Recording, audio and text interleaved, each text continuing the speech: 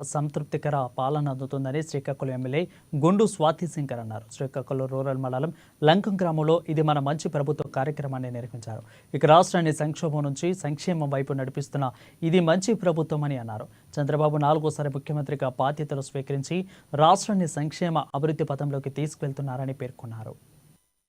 ఈరోజు ఈ రాష్ట్రంలో జరుగుతున్న ఈ పాలన ఎన్డీఏ కూటమి తెలుగుదేశం, బీజేపీ, జనసేన సంయుక్తంతో ఏర్పడిన ఈ పార్టీ, ఈ ప్రభుత్వం అధికారంలోకి వచ్చి 100 రోజులు గడిచింది. ఈ 100 రోజుల్లో ఈ ప్రభుత్వం ఏం చేసింది మనం ప్రజలకి చెప్పవలసిన అవసరం ఉంది. చంద్రబాబు నాయుడు గారు మోసాలతో అధికారంలోకి వచ్చారు, అబద్ధాలతో అధికారంలోకి వచ్చారు.